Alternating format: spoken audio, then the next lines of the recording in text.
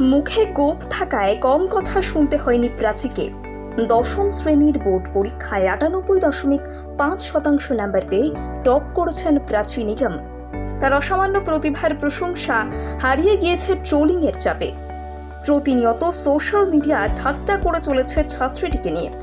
প্রাচীর ভালো স্কোর, তার পড়াশুনো এবং কঠোর পরিশ্রম দেখে তার প্রশংসা করার পরিবর্তে সমাজের কিছু অংশ তার মুখে দৃশ্যমান চুল নিয়ে মজা করে চলেছেন। আর এবার চুপ করে থাকলেন না প্রাচী, কড়া ভাষায় দিলেন ট্রোলের জবাব। উত্তরপ্রদেশের সীতাপুরের বাসিন্দা প্রাচী নিগম বিদ্যামন্দির ইন্টার কলেজের ছাত্রী। তিনি ইউপি বোর্ডের 10ম শ্রেণীতে শীর্ষস্থান অর্জন করে পুরো রাজ্যে খ্যাতি এনে দিয়েছেন। তিনি 98.5% নম্বর পেয়ে প্রমাণ করেছেন যে সত্যিকারের আগ্রহ থাকলে যে কোনো অসুবিধা অতিক্রম করা যেতে পারে। তাই সত্ত্বেও মুখের অবাঞ্ছিত লোম নিয়ে ট্রোলিংয়ের শিকার হয়েছেন প্রাচী। সোশ্যাল মিডিয়ায় তৈরি হওয়া মিমগুলি দেখে ছাত্রী এবং তার পরিবারের ভীষণ খারাপ লেগেছিল। এক সাক্ষাৎকারের সময় উপযুক্ত জবাব দিয়ে প্রাচী বলেছেন, ট্রোলারকে অভিনন্দন তাদের ভাবনার জন্য, সাফল্যই আমার পরিচয়। যারা মুখের অবাঞ্ছিত লোম নিয়ে মজা করেছেন তাদের উদ্দেশ্যে প্রাচী বলেছেন, আমি আমার লক্ষ্য অর্জন করেই ছাড়ব। প্রাচীর আরও জবাব, তার সমস্ত মনোযোগ তার পড়াশুনোয় নিবদ্ধ ছিল এবং কেউ কখনো তার অতিরিক্ত মুখের চুলের কথা বলেননি।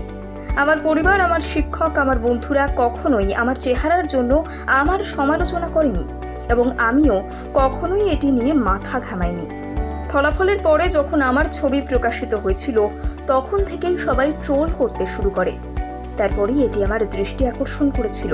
আমার লক্ষ্য একজন ইঞ্জিনিয়ার হওয়া এবং শেষ পর্যন্ত যা গুরুত্বপূর্ণ তা হলো আমার নম্বর, আমার মুখের চুল নয়। নিজের পড়াশোনায় সাফল্যের কথা বলতে গিয়ে তিনি আরও বলেছেন যে পরিশ্রমের কোনো বিকল্প নেই। আপনি যদি কঠোর পরিশ্রম করেন তবে আপনার পড়াশোনার ফলাফলও ভালোই হবে। প্রাচী নিগম নিজের সাফল্যের মন্ত্র শেয়ার করেছেন।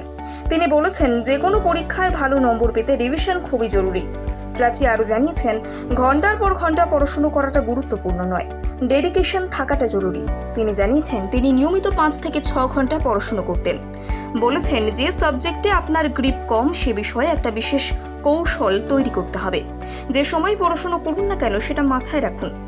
আপনি যদি কঠোর পরিশ্রম করেন তবে আপনি অবশ্যই সফলতা পাবেন।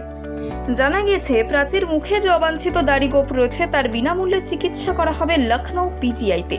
পরিচালক অধ্যাপক ডক্টর আর.কে ধীমান বলেছেন, মেয়েদের দাড়ি গোঁফের কারণ হতে পারে টেস্টোস্টেরনের ভারসাম্যহীনতা, স্থূলতা বা পরিবারের কারো ডায়াবেটিস। 8 থেকে 16 বছর বয়সী কিছু বাচ্চাদের দাড়ি গোঁফ বেড়ে যাওয়ার কারণ হতে পারে জেনেটিক্স এবং অতিরিক্ত ওজন। একটি সহজ পদ্ধতির মাধ্যমে অবাঞ্ছিত লোম স্থায়ীভাবে দূর করা যেতে পারে।